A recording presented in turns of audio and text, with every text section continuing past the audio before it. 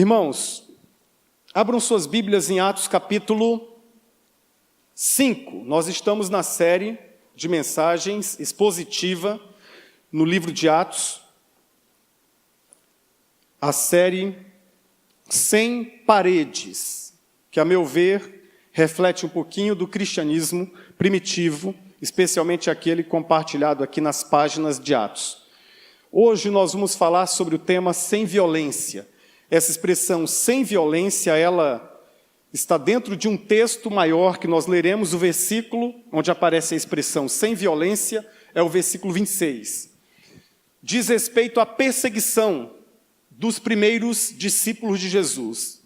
Na verdade, a perseguição aos apóstolos, primeiramente. Depois isso vai se estender a todo o corpo de Cristo.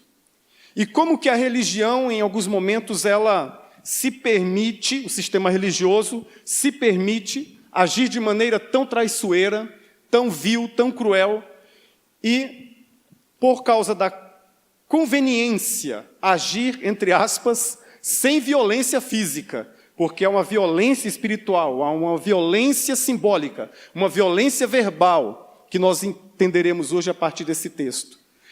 Atos capítulo 5, você, há 2 domingos, viu o caso de Ananias e Safira. Foi um caso emblemático, que vai até o versículo 11. Nós leremos a partir do versículo 12 hoje. E eu farei a leitura dos primeiros versículos, e eu peço a ajuda do Data Show, porque eu lerei os primeiros versículos, depois nós voltaremos para esta tela, e aí eu continuarei a leitura a partir do verso 17. Por enquanto, o versículo 12.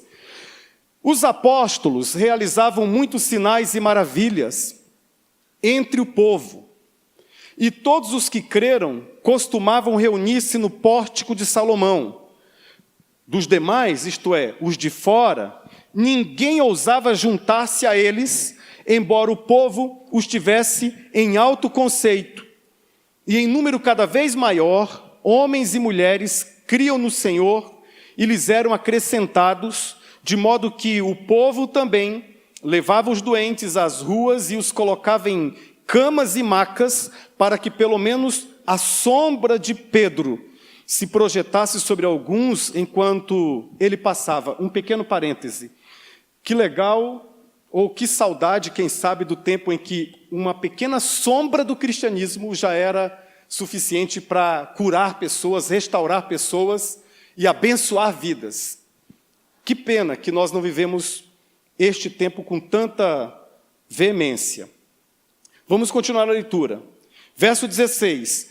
Afluíam também multidões das cidades próximas a Jerusalém, trazendo seus doentes e os que eram atormentados por espíritos imundos, e todos eram curados. Agora, volta um pouquinho para o verso 12, para o versículo 12. Os apóstolos realizavam muitos sinais e maravilhas entre o povo, todos os que creram costumavam reunir-se no pórtico de Salomão, ainda ligado ao templo, e dos demais, isto é, os de fora, os que não pertenciam à igreja, os que não pertenciam àquele pequeno grupo de cristãos, os que não pertenciam, ninguém ousava juntar-se a eles, embora o povo estivesse em alto conceito. Um pequeno parêntese aqui antes da gente ir adiante. É um paradoxo. Eles tinham medo de se unir aos apóstolos, mas ao mesmo tempo tinham a igreja em alto conceito. Valorizavam a igreja, respeitavam a igreja, mas tinham temor. E o temor, especificamente, está conectado ao verso 11. O que acontecera no caso de Ananias e Safira. Versículo 11. E grande temor apoderou-se de toda a igreja e de todos os que ouviram falar desses acontecimentos. Quais acontecimentos? O juízo antecipado de Deus sobre a vida do seu Ananias e da comadre Safira. A igreja desfrutava de admiração por parte dos de fora. É uma outra realidade pela qual nós devemos orar. A igreja hoje, será que ela usufrui, será que ela desfruta de uma admiração? Será que o senso comum, será que a opinião pública olha para a igreja e sente este misto de temor por um lado, porque Deus está agindo, de temor por um lado, porque esse pessoal leva Deus a sério, Essa turma não brinca de Deus, não brinca com Deus, melhor dizendo. E ao mesmo tempo, este autoconceito, é interessante nós pensarmos nisso. É interessante, mas na continuação da leitura aí ainda, a partir do versículo 14, em número cada vez maior, homens e mulheres criam no Senhor e lhes eram acrescentados. É a primeira vez que Lucas, o autor de Atos, cita as mulheres nominalmente. No judaísmo, as mulheres não eram contadas, nem mulheres e nem crianças. A partir deste momento, a igreja começa não apenas a contar as mulheres, mas a contar com elas. É uma revolução. Você vai, por exemplo, para a carta de Paulo aos Romanos, capítulo 13, tem uma lista enorme de colaboradores, de cooperadores, e nesta lista, bendito seja o nome do Senhor, você encontra o nome de várias mulheres. É uma revolução. Como Paulo disse aos Efésios, no cristianismo, nesta nova visão de mundo, não há mais patrão, empregado, não há mais homem, nem mulher, não há mais judeu e nem gentil, porque todos somos um em Cristo. É uma nova mentalidade, uma nova maneira de enxergar as coisas. É um vinho novo, que vocês vão perceber aqui na continuidade da leitura, um vinho novo que não cabia nos odres antigos do judaísmo. Não cabia, por exemplo, era um remendo novo que não ia de alguma forma ser costurado ao pano velho do judaísmo. Isso é muito rico e muito interessante. Continuando a leitura, de modo que também, versículo 15, o povo levava os doentes às ruas e os colocava em camas e macas, para que pelo menos a sombra de Pedro se projetasse sobre alguns enquanto ele passava. E afluíam também multidões das cidades próximas a Jerusalém, trazendo seus doentes, os que eram atormentados por espíritos imundos, e todos eram curados. E nós encontramos isso aqui como resposta de oração. A igreja, no contexto da perseguição, ela ora. Essa oração está no capítulo 4. Se você voltar um pouco a página aí, você encontra essa igreja orando.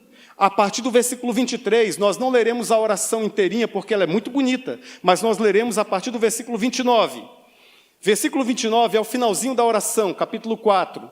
Agora, Senhor, agora, isto é, apesar da perseguição, apesar do sofrimento, apesar das prisões, e apesar de tudo que virá pela frente, de ruim que os homens possam fazer à igreja, versículo 29, agora, Senhor, considera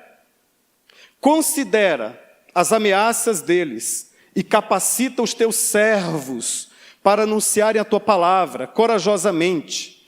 Estende a tua mão para curar e realizar sinais e maravilhas por meio do nome do teu santo servo Jesus.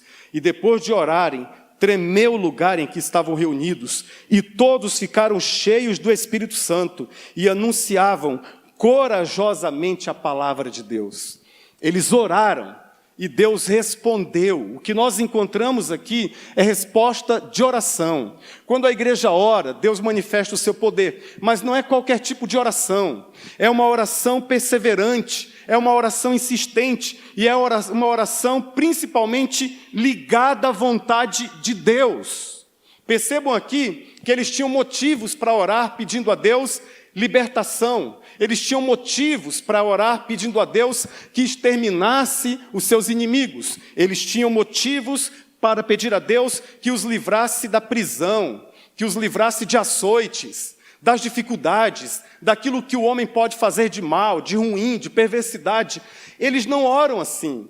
Eles oram pedindo a Deus para estender a mão, para manifestar o seu poder, para curar. Eles vão falar, eles vão pregar, eles vão anunciar. E eles pedem tão somente que enquanto eles falam, anunciam, o poder de Deus se encarregue de fazer o que eles não dão conta de fazer, o que eles não podem fazer. Eles não oram pensando em si mesmos, eles oram pensando na obra de Deus, no poder de Deus. Isso é maravilhoso.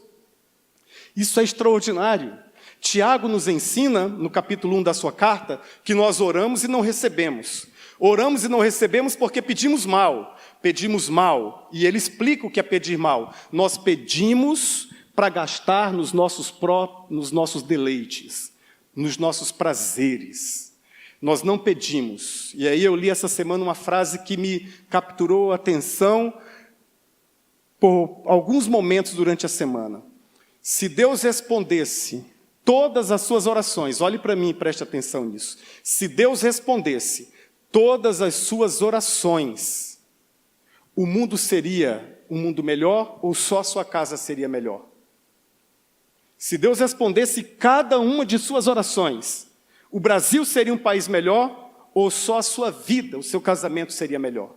É disso que nós estamos falando. Eles oraram, eles estavam sendo perseguidos, sendo esbofeteados, sendo perseguidos terrivelmente. E eles não oram pedindo o fim da perseguição, eles não oram pedindo o fim dos açoites, eles não oram pedindo proteção, eles oram falando com Deus. Deus, nós vamos falar do teu amor, nós vamos pregar a tua palavra, e o Senhor manifeste pela tua graça e tua misericórdia o teu poder. Nós vamos abrir a boca e o Senhor coloque a tua mão para confirmar. E Deus fez isso. E Deus fez. Eles pregavam e Deus curava os enfermos e Deus, através da vida deles, expulsava os demônios e muitos eram libertos e a obra seguia.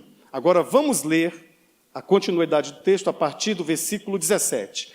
Então o sumo sacerdote e todos os seus companheiros, membros do partido dos saduceus, ficaram cheios de inveja. Por isso, mandaram prender os apóstolos, colocando-os numa prisão pública. Mas durante a noite, um anjo do Senhor abriu as portas do cárcere, levou-os para fora e disse: dirijam-se ao templo e relatem ao povo toda a mensagem desta vida. Ao amanhecer, eles entraram no pátio do templo como haviam sido instruídos e começaram a ensinar o povo. Quando chegaram o sumo sacerdote e os seus companheiros, convocaram o sinédrio e toda a assembleia dos líderes religiosos de Israel e mandaram buscar os apóstolos na prisão. Todavia, ao chegarem à prisão, os guardas não os encontraram ali. Então voltaram e relataram: encontramos a prisão trancada, com toda a segurança, com os guardas diante das portas, mas quando abrimos não havia ninguém. Diante deste relato, o capitão da guarda do templo e os chefes dos sacerdotes ficaram perplexos, imaginando o que teria acontecido. E nesse momento chegou alguém e disse: os homens que os senhores puseram na prisão estão no pátio do templo, ensinando o povo. Versículo 26, então, indo para lá com os guardas, o capitão trouxe os apóstolos, mas sem violência, pois temiam que o povo os apedrejasse. Tendo levado os apóstolos, apresentaram-nos ao sinédrio para serem interrogados pelo sumo sacerdote, que lhes disse: demos ordens expressas a vocês para que não ensinassem neste nome. Todavia vocês encheram Jerusalém com sua doutrina e nos querem tornar culpados do sangue deste homem. Pedro e os outros apóstolos responderam: é preciso obedecer antes a Deus que aos homens. O Deus dos nossos antepassados ressuscitou Jesus, a quem os senhores mataram, suspendendo-o no madeiro. Deus o exaltou, colocando-o à sua direita como príncipe e salvador, para dar a Israel arrependimento e perdão de pecados. Nós somos testemunhas destas coisas, bem como o Espírito Santo que Deus concedeu aos que lhe obedecem. Ouvindo isso, eles ficaram furiosos e queriam matá-los. Mas um fariseu chamado Gamaliel, mestre da lei, respeitado por todo o povo, levantou-se no sinédrio e pediu que os homens fossem retirados por um momento. Então lhe disse: israelitas, considerem cuidadosamente o que pretendem fazer a esses homens. Há algum tempo apareceu Teudas, reivindicando ser alguém, e cerca de 400 homens se juntaram a ele. Ele foi morto, todos os seus seguidores se dispersaram e acabaram em nada. Depois dele, nos dias do recenseamento, apareceu Judas o Galileu, que liderou um grupo de rebelião. Ele também foi morto, e todos os seus seguidores foram dispersos. Portanto, nesse caso, eu os aconselho: deixem esses homens em paz e soltem-nos. Se o propósito ou atividade deles for de origem humana, fracassará. Se proceder de Deus, vocês não serão capazes de impedi-los, pois acharão lutando contra Deus. Eles foram convencidos pelo discurso de Gamaliel. chamaram os apóstolos e mandaram açoitá-los, depois ordenaram-lhes que não falassem no nome de Jesus e os deixaram sair em liberdade. Os apóstolos saíram do sinédrio, alegres por terem sido considerados dignos de serem humilhados por causa do nome. E todos os dias no templo e de casa em casa não deixavam de ensinar e proclamar que Jesus é o Cristo, isto é, Jesus é o Messias. Bom, meus irmãos, é muito triste, por exemplo, observar que a violência, ela está presente em muitos contextos do nosso dia a dia, sempre esteve, e também em contextos religiosos, inclusive. A violência, muitas vezes, ela é disfarçada de patriotismo. Sempre foi assim e, às vezes, também será nos nossos dias. Eu gosto da frase de Warren Wiersbe, quando ele afirma que a violência assume o controle e as pessoas começam a destruir umas às outras em nome de sua nação, em nome de um pretenso patriotismo, ou mesmo em nome de sua religião, ou até em nome de Deus. William, um teólogo também, que eu pesquisei, disse algo que falou fortemente ao meu coração. Ele diz o seguinte: os cristãos, isto é, você e eu, nós somos chamados para realizar a mais difícil de todas as tarefas: lutar sem ódio, resistir sem amargura e, no final, se Deus permitir, triunfar sem espírito vingativo. Porque, conquanto, num determinado momento, aqueles homens do Sinédrio, que daqui a pouquinho nós vamos explicar melhor sobre isso, eles decidiram trazer os apóstolos até o Sinédrio, até o local da reunião, e o texto bíblico diz no 26, sem violência ou sem o uso da força, porque eles temiam o povo, porque neste momento o povo estava, como eu disse antes, conectado, considerando a igreja em alto conceito. O povo estava buscando Deus, sedento de Deus, esperando uma libertação especial. Então eles não iam tocar de forma alguma nos apóstolos, na frente do povo, e eles conduzem os apóstolos sem violência. Mas no final do capítulo que lemos, eles mandam açoitar os apóstolos. 40 açoites, na verdade 39, como dizia a lei. 39 mais um, porque aquele azorrague tinha pontas tão terríveis, e eles, para cumprir a lei estritamente, eles davam 39, porque se uma pegasse sem querer, eles não se enxergavam descumprindo a lei. Na frente do povo, eles manipularam a realidade, mas quando permaneceram sozinhos, trancafiados em si mesmos e também no seu local de reunião, eles decidiram açoitar os apóstolos. E os apóstolos, como reagiram? Sem violência. Não por conveniência, os saduceus no Sinédrio, mas eles, os apóstolos, por convicção. Por convicção, eles lutaram por uma realidade, eles não reagiram com violência, eles lutaram silenciosamente por uma realidade, sabendo que a mão de Deus iria dirigir todo esse processo para um fim que o próprio Deus iria estabelecer. E Deus estava agindo o tempo inteiro, e quando Deus age, há algumas reações muito claras. Primeiramente, eu quero apenas relembrar que tudo que nós lemos aqui, nos primeiros versículos, foi resposta de oração. A igreja precisa orar, você precisa orar, não apenas pela sua casa, pela sua família, mas ore pelos missionários que estão em lugares distantes, alguns enfrentando situações parecidas com estas que foram relatadas aqui. Ore pelo Miguel Zuger, missionário desta igreja, que está na faixa de Gaza, liderando um grupo numa igreja clandestina em algum lugar deste mundo, porque não podemos nem mesmo dar o endereço, dar o paradeiro deles. Ore pelos demais missionários que estão espalhados em cidades e em países em que o cristianismo é perseguido de forma contundente. Ore pela obra de Deus, ore pelos jovens, pelas crianças, pelos adolescentes.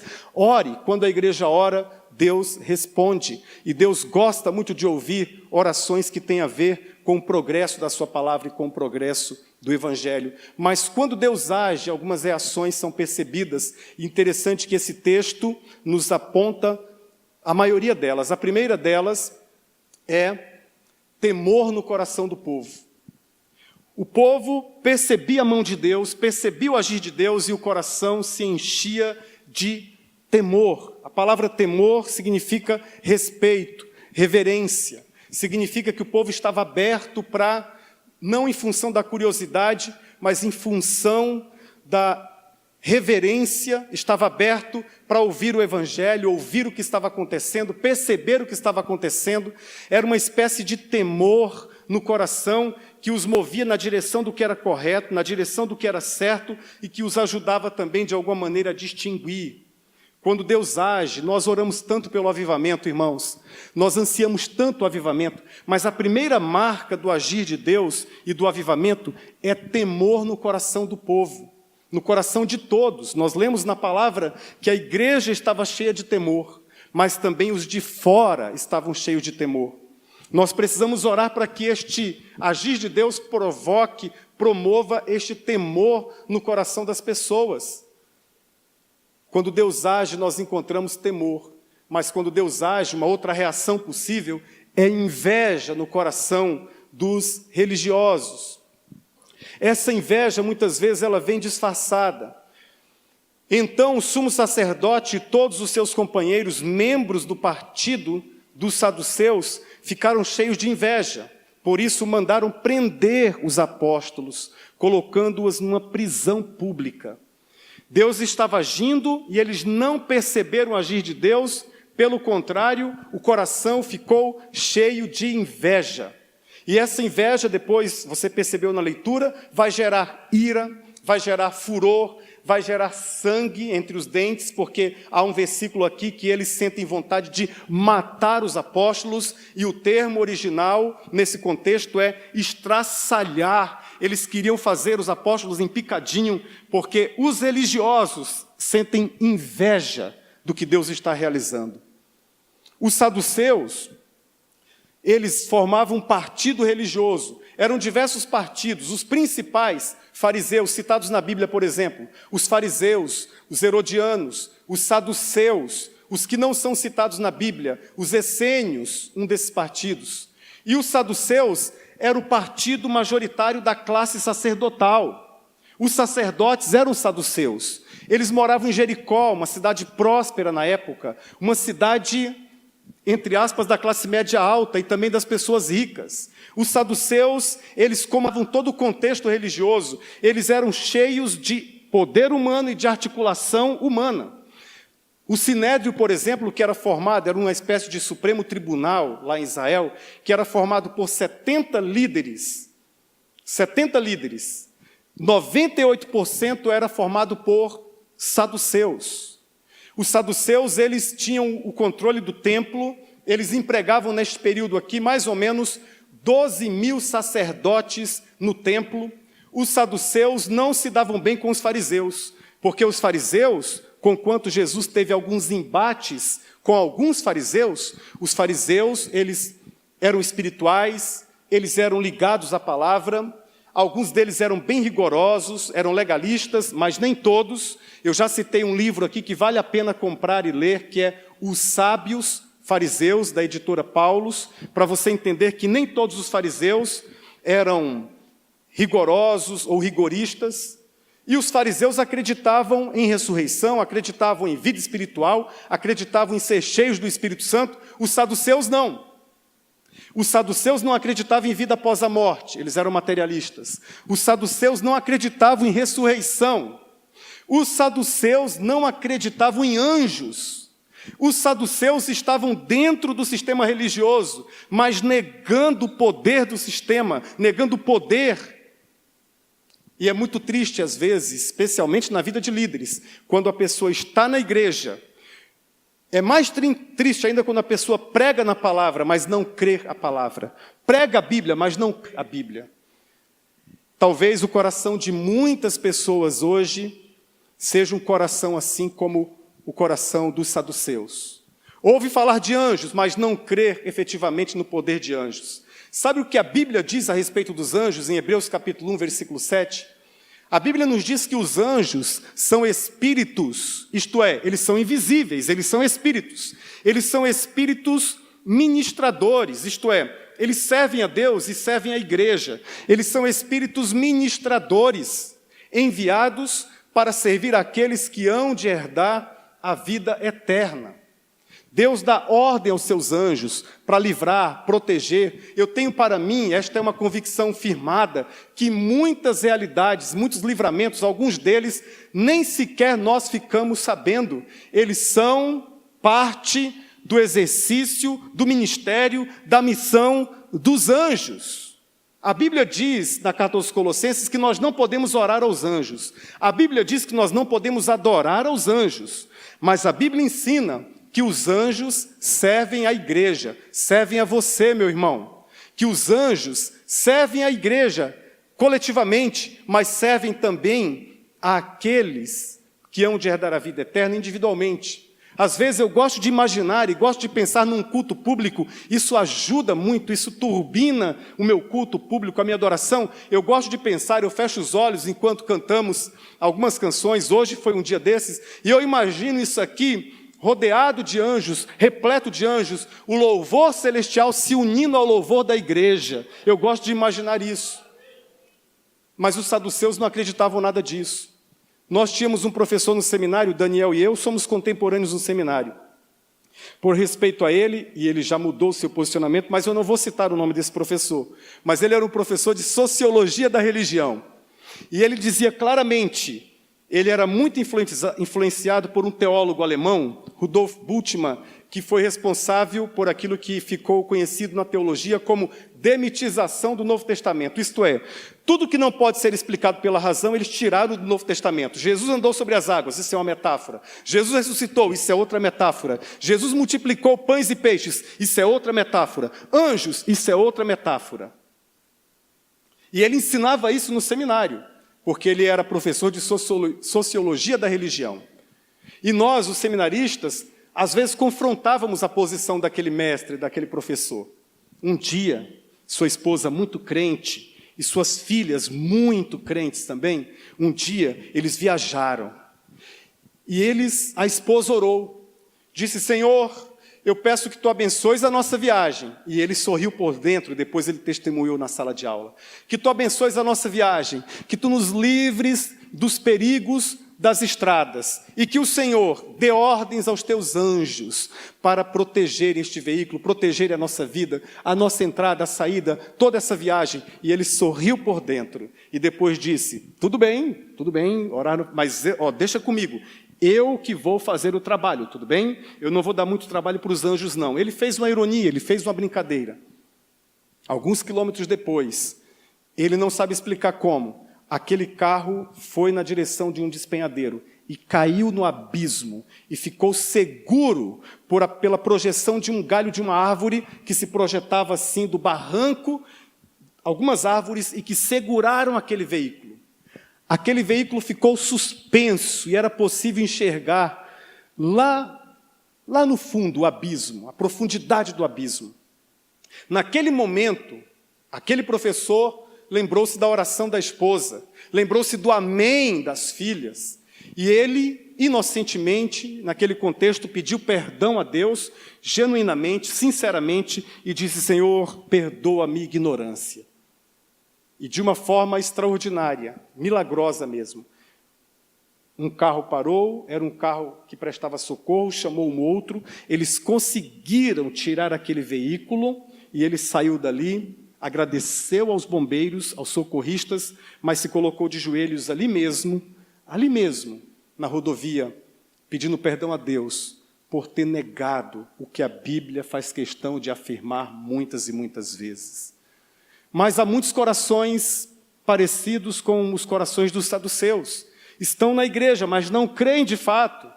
Estão na igreja, mas quando o pastor afirma que Jesus vai voltar, automaticamente uma chavezinha vira e pensa assim, vai voltar quando eu morrer.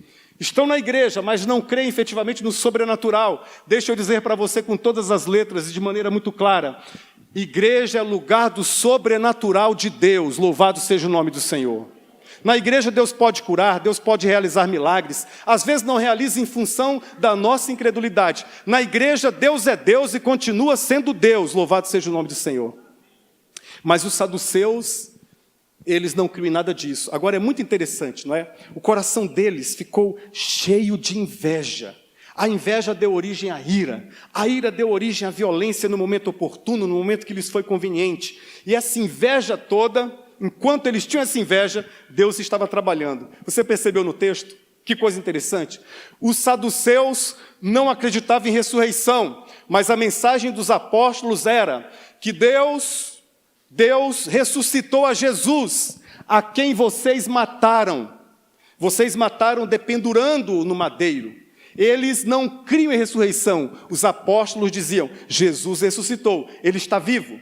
Eles mandaram prender os apóstolos, e os apóstolos foram milagrosamente libertos daquela prisão, libertos daquela cadeia, pelo ministério dos anjos. Os saduceus não acreditavam em anjos. Pois bem, Deus mandou os anjos irem lá libertar os apóstolos, os servos de Deus. Louvado seja o nome do Senhor. Deus tem um senso de humor extraordinário, tem um senso de humor incrível. Ah, vocês não acreditam em ressurreição?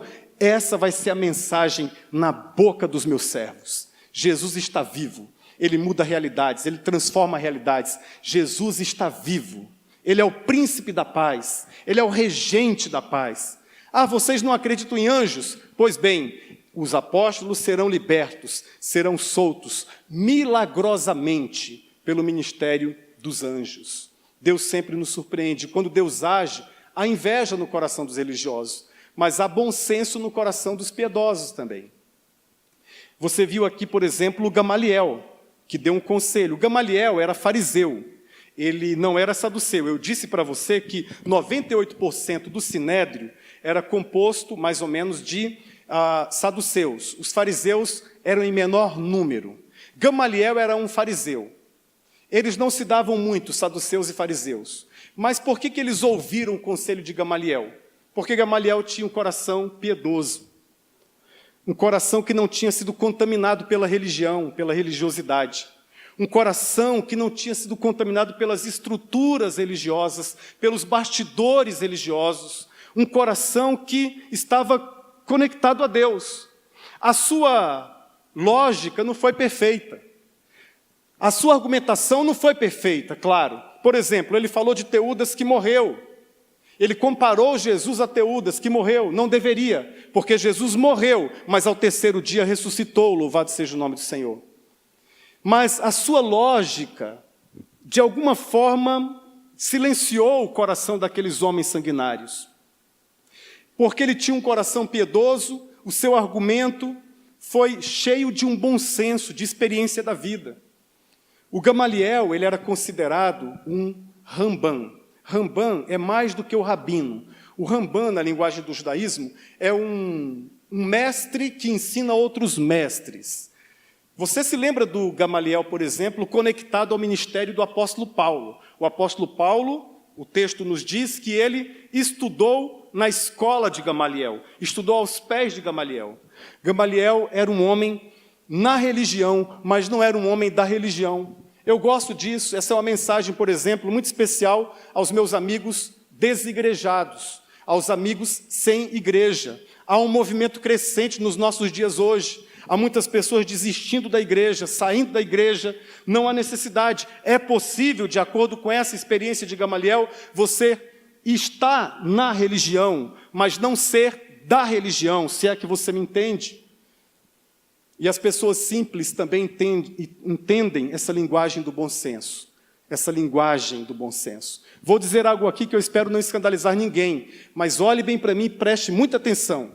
Quando eu senti no meu coração um chamado ardendo na minha alma, eu tinha 16 anos de idade, e todas as vezes que eu orava, o Senhor dizia e confirmava no meu coração que eu seria um pregador da palavra, que eu seria um pastor, e Ele dizia que eu seria um pastor em uma igreja local. E eu conversei com meu pai ficou assustado, conversei com a minha mãe ficou em silêncio, a exemplo da Maria da Bíblia, minha mãe, que também se chamava Maria, guardava no coração. Não entendia porque eu queria sair de Rio Branco, no Acre, e ir para o Rio de Janeiro estudar e ser um pastor. Não entendia, mas guardava no coração. E quando ela viu, quando minha mãe percebeu que não ia ter outro jeito, que eu não seria outra coisa a não ser pastor, ela me chamou para uma conversa. Só a minha mãe e eu. Minha mãe não tem curso universitário. Minha mãe não tem um mestrado, minha mãe não tem um doutorado, minha mãe estudou só até a 4ª série, minha mãe conhece perfeitamente as operações básicas da matemática para tocar o seu comércio. Ela sabe toda a tabuada de cor, mas naquela conversa minha mãe falou de uma sabedoria de Deus. Ela sentou, eu me lembro até hoje da cena, na sala da minha casa, ali no Conjunto Castelo Branco, em Rio Branco, no Acre. Ela me chamou e disse assim: filho, promete para sua mãe uma coisa. Fala, mãe. Se algum dia, filho, se algum dia, para ser pastor, ou para continuar sendo pastor, você tiver que deixar de ser crente, filho, continue sendo crente e desista de ser pastor. Eu não sei se muitos vão entender isso, mas o que minha mãe estava dizendo, em outras palavras, é mais ou menos a experiência de Gamaliel. Minha mãe estava dizendo: filho, seja um homem na religião, seja um homem na igreja, mas não seja um homem do sistema. Tenha um coração piedoso, tenha um coração simples, como o coração de Gamaliel. Nós podemos atacar a lógica, como eu li alguns comentaristas, vários comentaristas essa semana, nós podemos atacar a lógica de Gamaliel, mas nós não podemos atacar a vida de Gamaliel. A sua vida também era uma vida coerente, parecida com a vida de Natanael, aquele israelita que Jesus aparece na presença dele e diz: eis aí um israelita em quem não há dolo. Em outras palavras, eis aí um homem na religião, mas que não é da religião, porque a religião, em muitos contextos, ela é neutra. Mas quando ela se equipara, ou melhor, se equipa, esta é a palavra, quando ela se equipa com ferramentas e com instrumentos de injustiça para tentar calar a voz de Deus na terra, ela se transforma em algo nocivo e perigoso. Em algo nocivo e perigoso. E Pedro identificou isso, irmãos. Pedro percebeu a inveja. Pedro percebeu esse contexto. E antes mesmo de que Gamaliel surgisse com este bom senso que flui de um coração piedoso, Pedro asseverou: importa a nós, os discípulos, obedecer antes a Deus do que aos homens. Nós vamos obedecer a Deus e aos homens. E mesmo depois, na parte final do texto que lemos, texto que estamos estudando, mesmo depois, o Sinédrio mandou açoitar os apóstolos. Eles levaram 40 chicotadas e disseram a eles: não preguem mais no nome de Jesus. Não proclamem mais o nome de Jesus. Diz a palavra de Deus aqui no capítulo 5, na parte final, que todos os dias no templo e de casa em casa não deixavam de ensinar e proclamar que Jesus é o Messias. Tinham acabado de apanhar, de serem humilhados, de serem chicoteados, de serem presos. O que eles disseram, eles fizeram. O discurso era igual à prática. O que eles disseram, foram coerentes e fizeram. E todos os dias, qual foi a ordem? Não preguem, não falem do nome de Jesus, não ensinem. Jerusalém está cheia dessa doutrina. Vocês não param de falar deste Jesus, não param de falar, não param de denunciar, de confrontar as autoridades. Vocês fiquem quietos, calados, e para mostrar o nosso poder, nós vamos fazer o que há de pior. Nós vamos agir com violência agora. E eles foram tão humilhados, chicoteados, mas saíram de lá alegres, diz a Bíblia. Verso 41, alegres por terem sido considerados dignos de serem humilhados por causa do nome. Quando Deus age, irmãos, a religião fica repleta de inveja, mas há bom senso também no coração dos piedosos. e a ousadia no coração dos convertidos. Esse trecho que vai do versículo 29 ao 32 mostra exatamente esta ousadia. O Deus dos nossos antepassados, versículo 30, ressuscitou a Jesus, a quem os senhores mataram, suspendendo no madeiro. Eles estavam falando com um auditório que não cria na ressurreição, e eles afirmaram a ressurreição. Versículo 31, Deus o exaltou, colocando-o à sua direita, como príncipe e salvador, para dar a Israel arrependimento e perdão de pecados. Eles anunciaram o Evangelho, sintetizaram o Evangelho, mas anunciaram todo o Evangelho. A igreja precisa anunciar todo o Evangelho, do arrependimento, da fé, do anúncio do perdão. Verso 32, nós somos testemunhas destas coisas, bem como o Espírito Santo que Deus concedeu aos que lhe obedecem. Em outras palavras, não há como ter essa ousadia, não há como ter essa coragem, não há como ter esse desprendimento, não há como romper as amarras da timidez, se o Espírito Santo não agir, não definir. Quantos de nós aqui nesta tarde não gostaríamos de ser mais ousados, para sermos mais usados por Deus, para falar do amor dele para alguém na nossa casa, para um parente, para um primo, para um tio? E às vezes nos acovardamos no ambiente de trabalho, para um colega que nós estamos enxergando os passos largos daquele amigo, daquele colega, em direção ao inferno, em direção à perdição, e às vezes nós não abrimos os lábios. E não adianta fazer cursos, não adianta você ler livros, não adianta. O que vai adiantar não é fazer mais o curso, o que vai adiantar não é ler mais um livro, o que vai adiantar é você trancar a porta do seu quarto, se ajoelhar e dizer: Deus, haja com teu Espírito Santo na minha vida, para eu falar das tuas grandezas, das tuas maravilhas, porque aqui nós encontramos o ministério dos apóstolos. Mas em Mateus capítulo 28, versos 18 a 20, Deus entrega este ministério da proclamação a todos os discípulos. Nós temos que falar, nós temos que ter essa ousadia.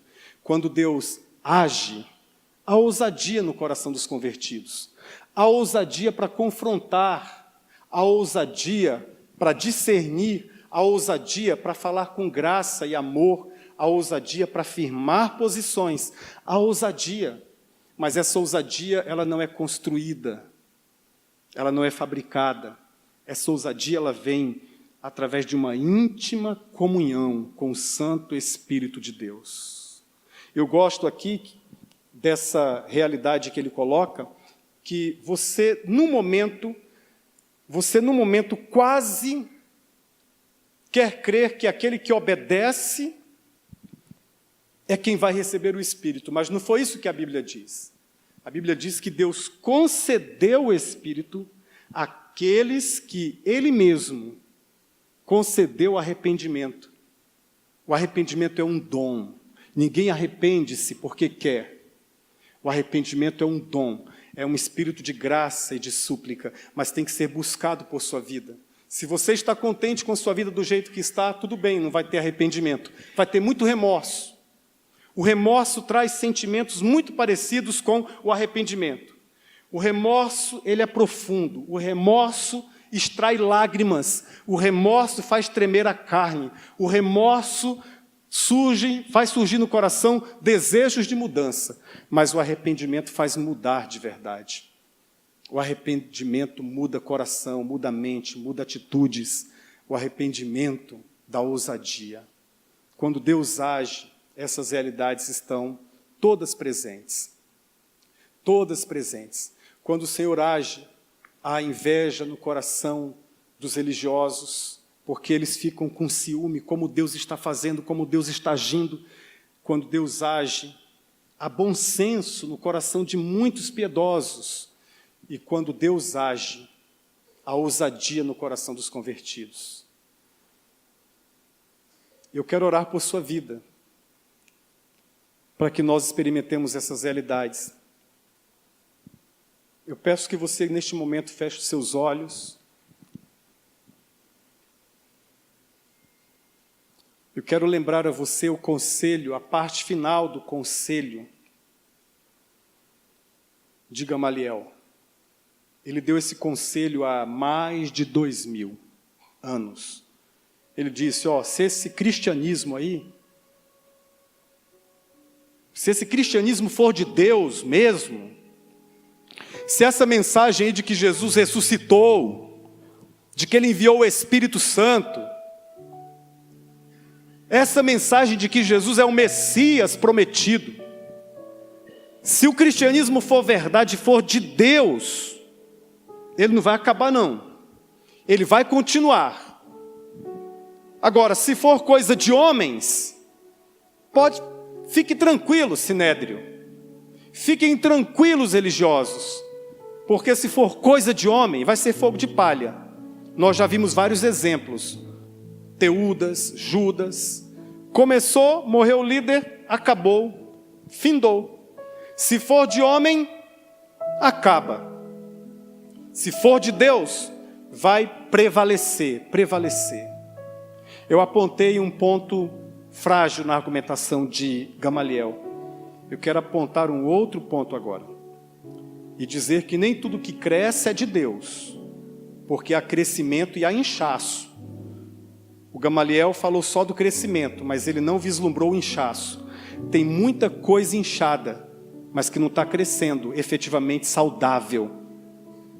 Porque o que é de Deus, e se for de Deus, e crescer de verdade, vai crescer com tanta singeleza, que vai tocar a opinião das pessoas, e as pessoas vão ter a igreja em alto conceito. A igreja não vai estar nas páginas dos jornais, ou no YouTube, ou nas redes sociais, através dos escândalos que estão repletos e permeando o nosso meio. A igreja vai crescer de tal forma, em Deus, em graça, em sabedoria, em poder, que uma pequena sombra do cristianismo será capaz de curar, de restaurar, de expulsar o mal, de expulsar o perverso, de expulsar o maligno. Nós podemos buscar em Deus este poder de uma pequena demonstração, uma pequena sombrazinha, curar a vida daquela pessoa que está a ponto de morrer, de se matar, de se destruir. Isso que Gamaliel falou do coletivo, da comunidade dos crentes, nós podemos também aplicar na nossa vida. Se o que está acontecendo na nossa vida, hoje, como cristão, como discípulo de Jesus, eu, José Júnior, você, Renato, você, Maria, você, João, na sua vida, pessoalmente, agora eu falo pessoalmente, se o que está acontecendo na sua vida for de Deus, se você tem tanta convicção assim que é de Deus, não vai terminar, não vai acabar, pelo contrário, vai crescer, vai tomar conta da sua vida positivamente, vai te dar alegria até na dor, até no sofrimento, até nas incompreensões do mundo você vai ter alegria. Mas se for coisa dos homens, se for coisa da sua cabeça, se for coisa da religião, vai findar, vai acabar, vai gerar decepção, vai gerar frustração, vai gerar desânimo, vai gerar tristeza. A diferença é que Gamaliel encerrou o seu argumento aí, mas a Bíblia não. Se o seu coração estiver cheio de coisas humanas, de quinquilharias humanas, de apetrechos humanos, de orações, de rezas, de sentimentos, de superstições, de alusões humanas, isso tudo vai acabar ou acabar com a sua vida. Mas Deus quer conceder arrependimento genuíno. Deus quer nesta tarde convencer através do Espírito Santo que isso não preenche. O que preenche é a presença dele através do Espírito Santo. E Deus quer batizar você no Espírito. Deus quer que você seja cheio do Espírito. Deus quer te dar uma vida nova, uma vida plena. Deus quer escrever o seu nome no livro da vida. E Ele promove esse arrependimento. E quando Ele promove esse arrependimento, a reação primeira é de ousadia. E a ousadia se manifesta primeiramente em confirmar a sua fé ou a sua experiência de fé diante dos homens. Então, se Deus falou ao seu coração, e tão somente se Deus falou ao seu coração, e você deseja entregar completamente a sua vida a Jesus, esse que é príncipe, que é salvador, que é aquele que concede perdão, é aquele que dá direção, é aquele que morreu sim, foi sepultado sim, mas ressuscitou ao terceiro dia. E você desiste do seu coração, parecido com o coração saduceu, e recebe um novo coração, o coração que crê em coisas espirituais, em coisas sobrenaturais, em realidades de outro mundo. Jesus disse, através daquele anjo, aos apóstolos: proclamem toda a mensagem desta vida. Você quer receber a mensagem desta vida, a vida de Cristo no seu coração? Enquanto a igreja ora, eu quero perguntar se há alguém aqui nesta tarde que ousadamente, já movido pelo Espírito Santo, entrega a sua vida a Jesus. Você vai levantar a sua mão bem alta e eu vou orar por você. Alguém? Deus te abençoe, filha. Deus abençoe, filho. Pode baixar sua mão. Deus te abençoe ali atrás. Deus abençoe, filhinha. Mais alguém desse lado? Deus te abençoe, filho. Pode baixar sua mão. Na galeria temos alguém? Erga bem alto sua mão. Deus te abençoe, filhinho. Já vi. Há mais alguém? Deus abençoe, filha. Deus te abençoe, filha. Mais alguém? Vou orar por sua vida. Pai, o Senhor diz que quem não se envergonhar do teu Filho Jesus diante dos homens, o Senhor também não irá se envergonhar diante do Pai naquele dia. E eu te louvo porque algumas pessoas foram tocadas pelo Senhor, pela tua palavra. Escreva o nome destas pessoas no livro da vida. Consolida essa experiência no coração de cada um. E nós oramos assim, em nome de Jesus. Amém. Que o amor de Deus, o Pai, a graça bendita de Jesus, o Filho de Deus, a comunhão do Espírito Santo, seja com esta igreja, com todas as igrejas espalhadas na face da terra, hoje e para sempre. Amém e amém. Deus abençoe sua vida. Almoce com a gente no próximo domingo. Você quer? Então, adquira o seu ingresso com a equipe da Festa das Águas.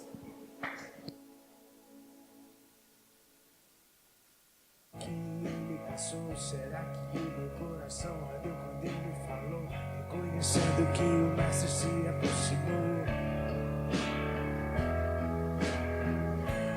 Mesmo que